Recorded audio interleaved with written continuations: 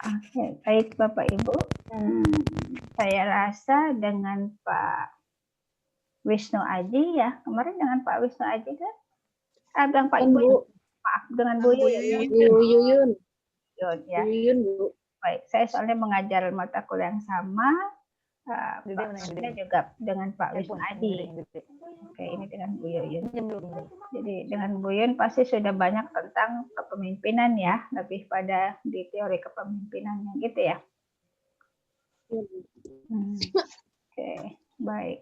Berarti bisa di-refresh dulu apa saja yang didapat di semester 1. Sehingga saya bisa menjembataninya. Ada yang bisa ingat kira-kira apa saja yang sudah dibicarakan di pertemuan 1 sampai pertemuan 7? Sekilas tentang paradigma kepemimpinan, Bu. Paradigma Terus tentang gaya kepemimpinan. Gaya kepemimpinan. Terus apa lagi? Bentar. Lagi. Assalamualaikum Bu Farida. Waalaikumsalam. Maaf saya lagi di jalan ya Bu. Iya, oke. Hati-hati Pak. Take care. Safe drive. Iya. Ya, terima kasih Bu. Oke. Nggak apa-apa. Di kameranya di aja yang mendengar, tapi hati-hati juga ya. Kameranya Iya bisa Bu, terima kasih Bu. Yang penting mendengar saja. Paradigma, lalu tipe kepemimpinan, apalagi selain itu.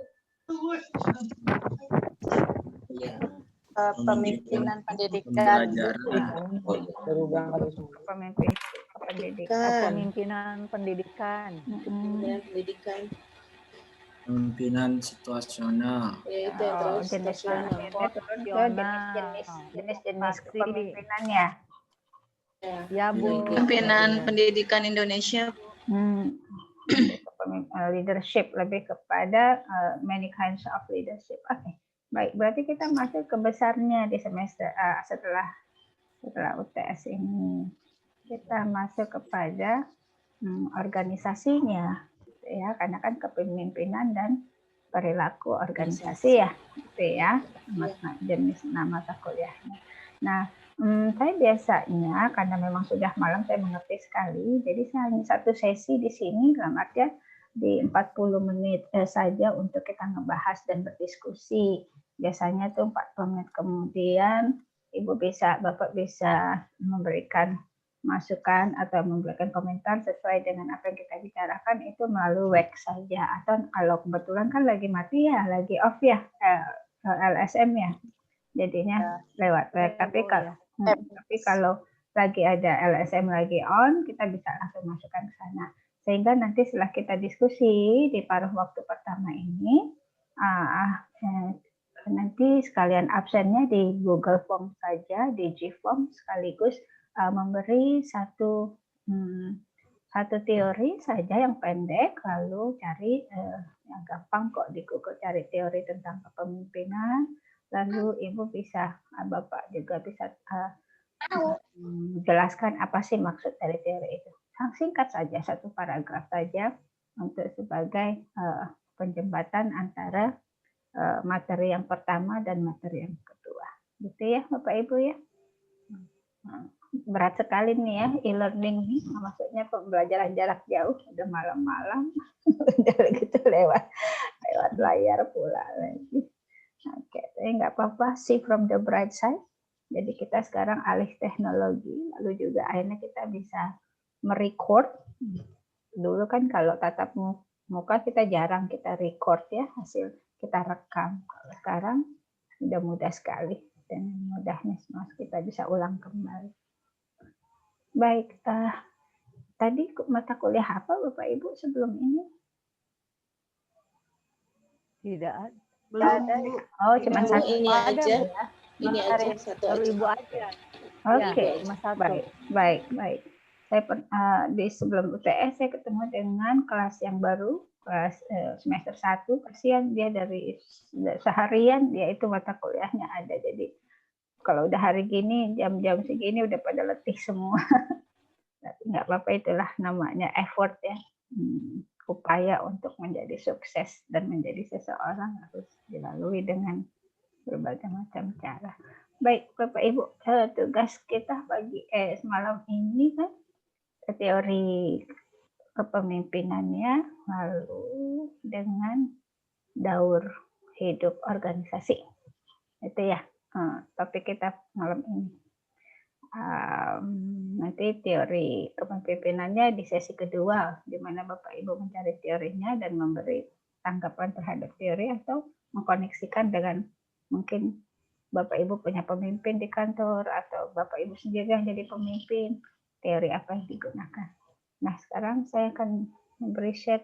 Saya nggak suka terlalu banyak kasih slide, tapi slide yang besar, tapi kita bisa membedahnya dengan luas ya. Oke.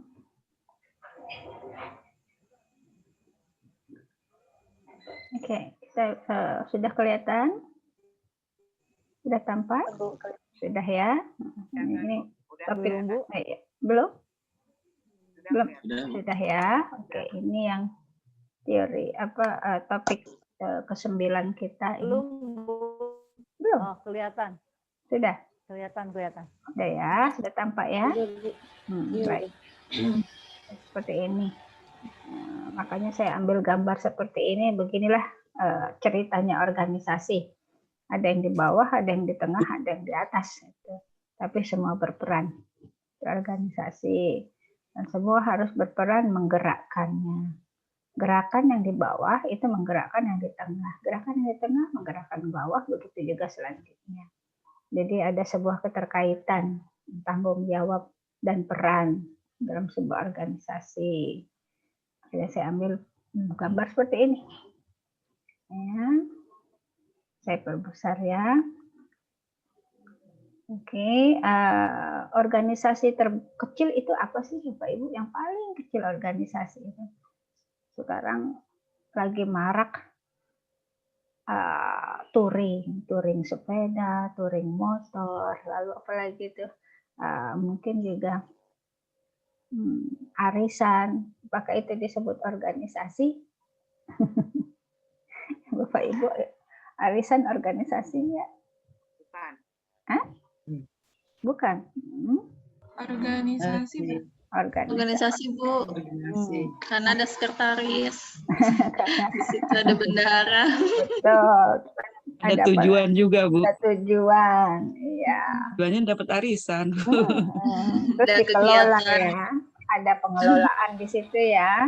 Ada interaksi ya Bu ya. Kegiatannya juga. Pergerakan. Betul.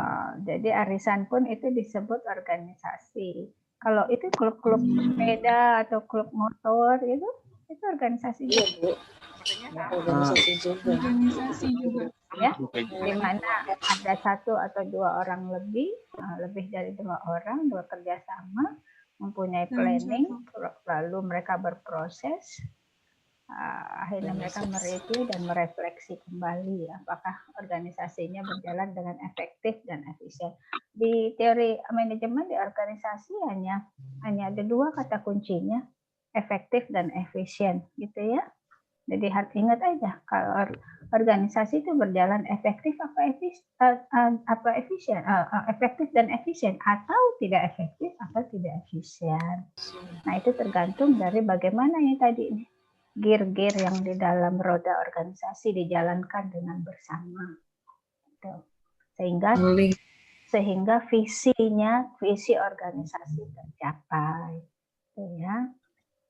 Jadi walaupun kecil, walaupun anggotanya 5, tapi didasari oleh ada landasan hukum, dalam artian ada sebuah aturan yang mengatur pengelolaannya, itu kita sebut organisasi.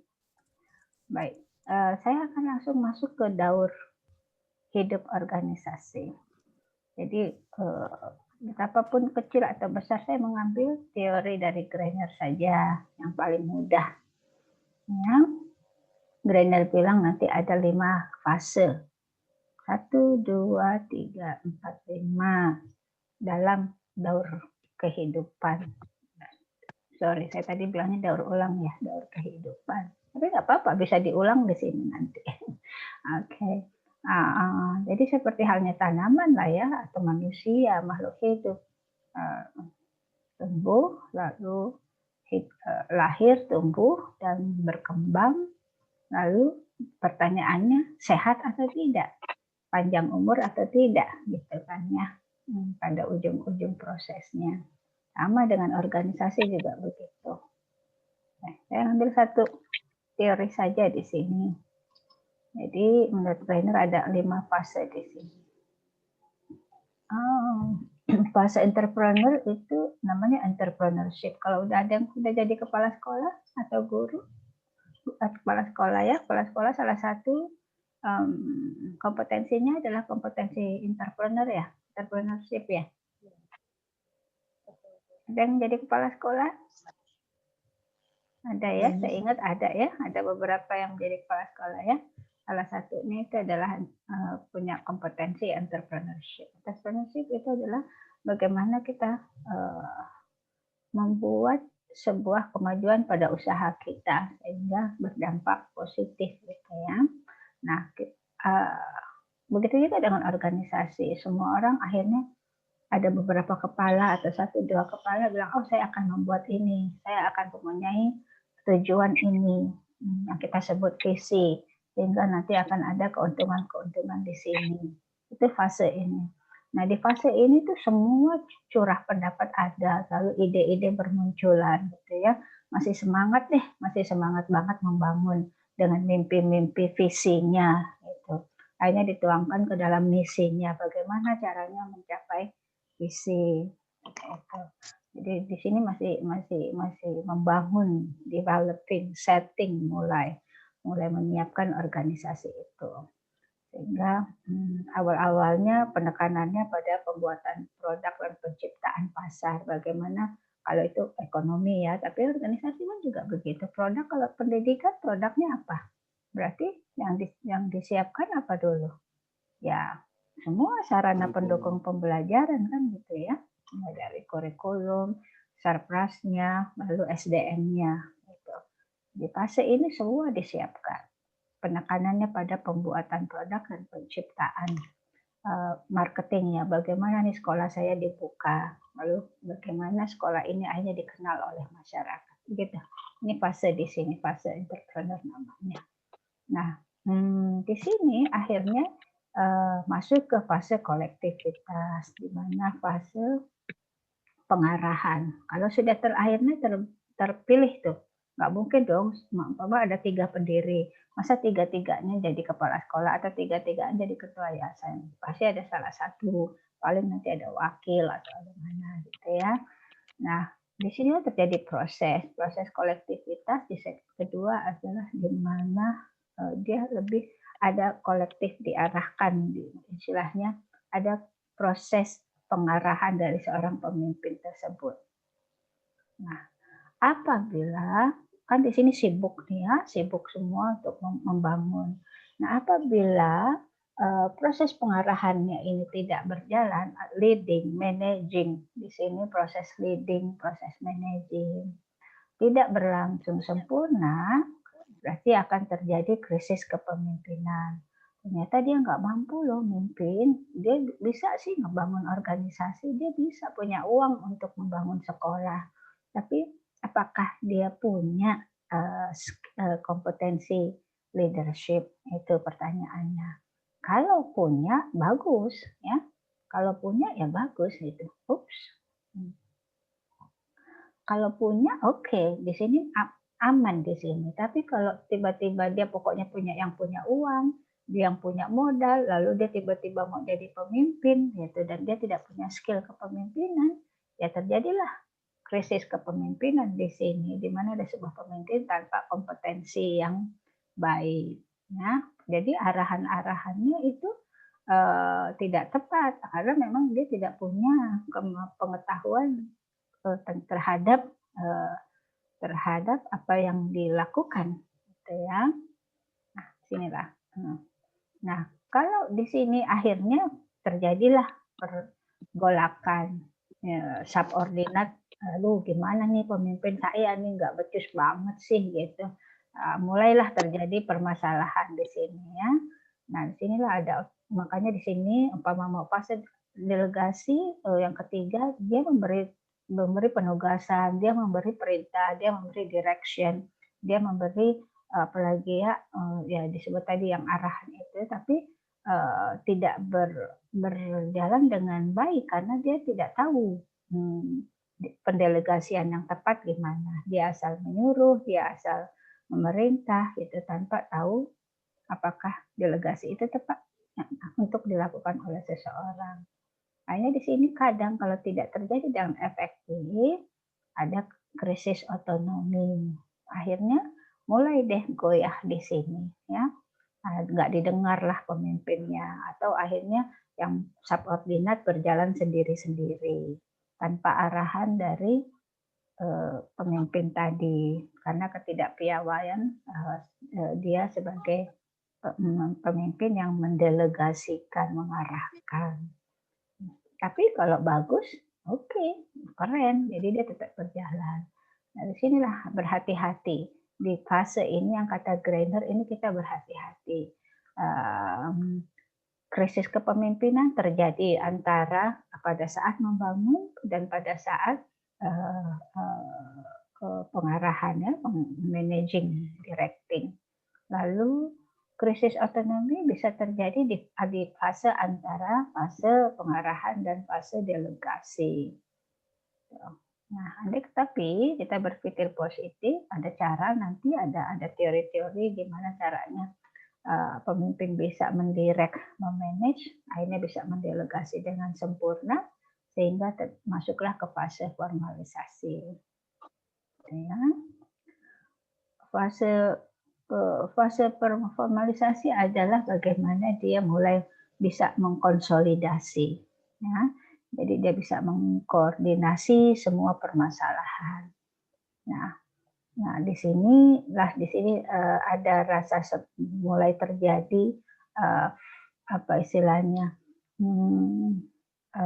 kayak emotional bonding antara superior dan subordinat semacam itu, formalisasi, dan ada sebuah semacam tanggung jawab, sudah jelas pembagian tanggung jawabnya gitu, karena delegasinya bagus, ya berarti sudah jelas tuh siapa yang melakukan apa, siapa yang melakukan apa gitu. Ya. Namun pada fase ini akhirnya karena jelasnya koordinasi itu, akhirnya terbangunlah garis koordinasi. Ya, karena tadi organisasi kepengen jadi jelas dong, harus dong, jangan ada yang melangkahi, jangan ada yang keluar jalur. Akhirnya dibuatlah kayak semacam struktur organisasi yang lebih jelas dengan garis koordinasinya juga. Sehingga kesannya formal, makanya disebut fase formalisasi. Nah, di sini terjadi akhirnya sekat-sekat, gitu. Karena udah jelas banget delegasi. Jadi saya harus begini, kamu nggak boleh lewati garis ini, karena overlap nanti, atau nanti over wewenang, atau semacam gitu, atau malah sebaliknya, dia tidak lakukan wewenangnya. Gitu. Ya, ada kata dijalankan baik, dia akan baik. Namun biasanya terjadi lagi. Akhirnya di antara ini yang tadinya mau berkolaborasi karena ada struktur organisasi yang sangat membuat sekat, padahal sebenarnya kan struktur organisasi untuk mengatur ya alur proses bisnis organisasi seperti apa. Namun karena ada sebuah kepentingan atau semacam distrust, tidak percaya, atau akhirnya terjadi sekat. Nah, proses kolaborasinya akhirnya terhambat. Nah, di sinilah kita sebut terjadi krisis birokratik, ya. Di birokrasi, terlalu banyak birokrasi, makanya kan ada sebutan, aduh birokrasinya jelibet amat sih gitu. Sini nggak boleh, ke situ nggak boleh, mesti nemuin ini, mesti nemuin itu gitu. Bahasa kitanya kan selalu gitu ya, birokrasinya terlalu tebal, terlalu banyak. Nah, disitulah karena memang harus ada yang mengatur antara satu wewenang ke wewenang lainnya. Nggak bisa semua punya wewenang sama, punya otoritas sama gitu. Nah, di situ kadang yang akan timbul krisis. Padahal kita harus berkolaborasi kan dalam yang kayak tadi tuh gear, ada yang di atas, ada yang di bawah, ada yang di tengah, gitu sama-sama menggulirkan gear-gear roda-roda organisasi. Nah, nah fase kolaborasi ini interpersonal skill harus penting dibangun. Ya, interpersonal skill-nya. Setiap orang harus punya interpersonal skill. Dia tahu bagaimana menghargai, bagaimana berkolaborasi, bagaimana bekerja sama, bagaimana dia tahu sekali menjaga sikapnya terhadap orang lain. Keluarlah di sini kompetensi interpersonal skill. Dibutuhkan kompetensi interpersonal skill. Ya. Nah, setelah proses interpersonal skill, berarti visinya bisa tercapai kalau bisa proses kolaborasi. Nah, pada saat mau melangkah lagi pada regenerasi, atau mungkin sudah organisasi sudah berjalan 5-10 tahun jangka menengah, pastinya kan organisasi tidak berbentuk itu saja. Masa dong 10 tahun begitu-begitu saja, lalu harus mengadakan pembaharuan. Nah, ya, jadi pembaharuan ini juga kadang menimbulkan masalah. Organisasi mau dibawa kemana nih? Mau wujudnya sama, tetapi dengan kualitas yang berbeda, yang disebut yang diferensiasi ini. Jadi sebenarnya wujudnya sama, semuanya sama, tetapi lebih kualitasnya berbeda, atau malah benar-benar mau arahnya post industrialism, dalam artian kita mau menjadi apa istilahnya?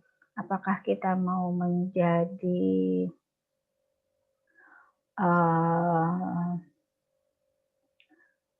apa istilahnya itu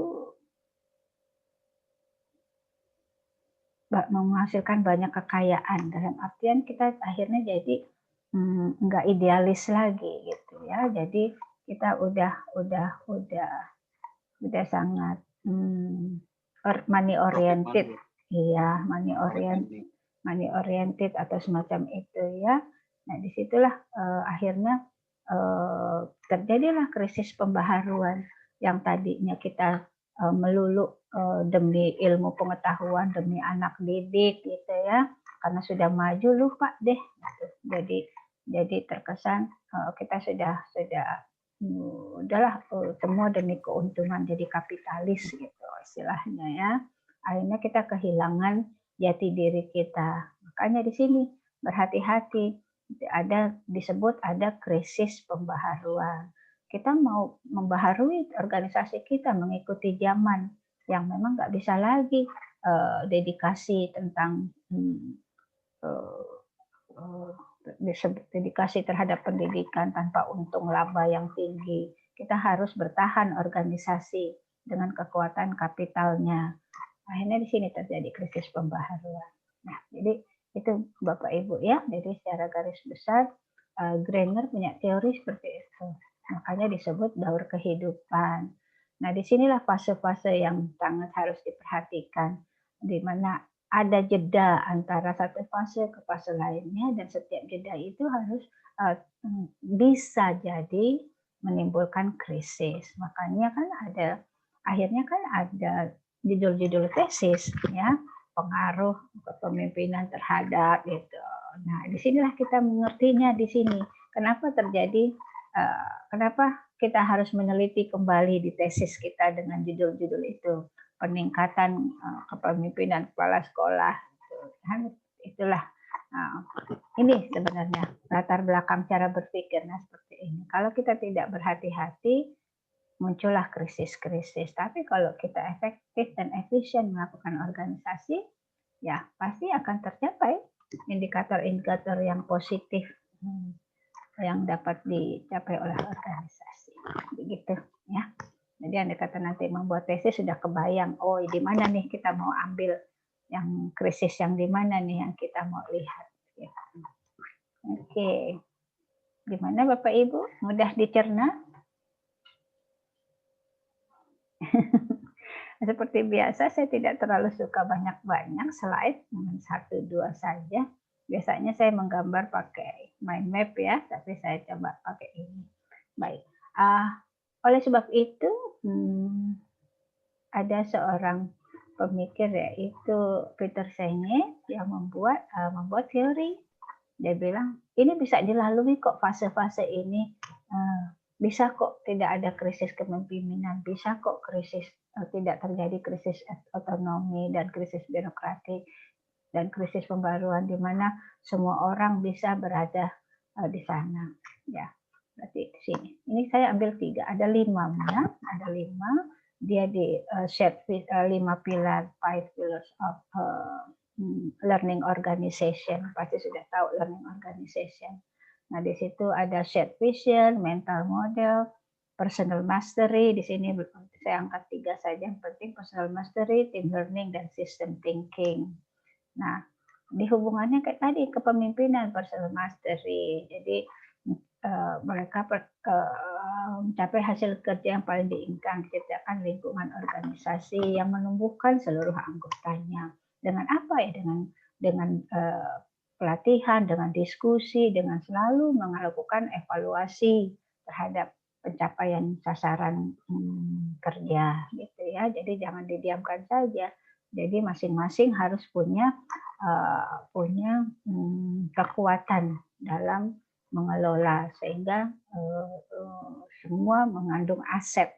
Jadi kenapa disebut personal mastery? Jadi kita tuh sebagai aset organisasi, bukan hanya cuma sekedar menerima gaji, melakukan pekerjaan lalu menerima gaji, tapi bagaimana lingkungan organisasi diciptakan oleh setiap orang berkembang kualitas dan kapasitas kompetensinya. Lalu di sini ada mental modelsnya gitu, proses bercermin meningkatkan gambaran diri kita. Ini tadi ada brainstorming, lalu ada crowdsourcing, lalu kita melakukan kayak ISO 9001-2015, ada proses audit, ada proses apa ya. Jadi akhirnya kita tahu finding, penemuan-penemuan, hal-hal apa yang tidak dilakukan dengan efektif kita bisa perbaiki, dan kita juga mau membuka mindset kita untuk meningkatkan kualitas. Jadi kita punya self reflection. Akhirnya kita lakukan continual improvement di sini. Gitu ya. Lalu shared vision ini lebih kepada komitmen, bagaimana kita merasa punya satu visi bersama. Nah, visi ini pasti kan banyak stepnya. Nah, masing-masing punya tuh wewenang di step-stepnya. Ya, jadi kita terus-menerus punya gambaran yang utuh tentang apa sih yang akan kita capai bersama. Oke, ini kita sebut shared vision. Belum lagi nanti ada team learning. Team learning selalu belajar. Kita diskusi, belajar menggunakan ada professional development semacam itu. Ya, lalu system thinking, berpikir kesisteman. Jadi kita nggak boleh berpikir sendiri, saya, tetapi kita di dalam organisasi ada kata kunci yaitu kita, bukan saya atau kamu, tetapi kita. Itu yang kita sebut berpikir kesisteman, gitu Bapak Ibu ya. Ini Peter Senge membimbing kita, memberikan gambaran bahwa bisa kok organisasi berjalan dengan efektif dan efisien, dan setiap saat bisa meningkatkan kualitas organisasinya dengan 5 mentalnya, 5 pilar organisasi yang kita sebut learning organization. Organisasi pembelajaran. Oke. Baik. Tidak terlalu panjang saya menerangkan. Bisa disimak dengan baik, Bapak Ibu? Iya, Bu. Iya, Bu. Mudah ya? Udah selesai deh kuliah kita. Oke, ada yang bisa menyimpulkan atau menangkap kata kunci yang tadi bergulir? Udah? Baik. Nanti rekamannya ini biasanya saya convert ke dalam Google link, YouTube link atau Gform, Gform, Google Drive ya. Nanti saya selalu kasih linknya supaya bisa dibuka kembali. Makanya kita harus aktif. Nanti saya masukkan ke Google soalnya ke YouTube, ke YouTube juga ya. Jadi kelihatan kali nanti Anda kata mau panggil aja mata kuliah ini, nanti Ibu bisa buka kembali. Kan bisa kita pamer tuh ke dunia kalau kita aktif di kuliah gitu ya. Oke. Baik, ada yang mau, jangan bertanya tapi mengulas, karena S2 itu udah nggak lagi bertanya tapi mengulas. Ya, Bu. Ya, Baik, Bu. silakan. Silakan. Ya, Bu. Sebentar. Maaf karena saya pakai Zoom yang free, jadi tadi 40 menit sudah berjalan, tinggal 4 menit. Apakah nanti kita mau lanjutkan ke sesi Zoom kedua dengan link yang sama atau gimana? Tidak perlu. Boleh, Bu. Boleh, Bu. Lanjutkan diskusi ya. Ya. Oke. Berarti kita kan tinggal di sini tinggal 3 menit. Berarti mending kita keluar dulu ya. Dalam waktu 3 menit sampai 5 menit kita kembali lagi begitu. Baik, Bu. Oke, kita tinggalin ini dulu. Lalu kita kembali lagi 5 menit dengan link yang sama ya, dan kita diskusi di situ. Oke.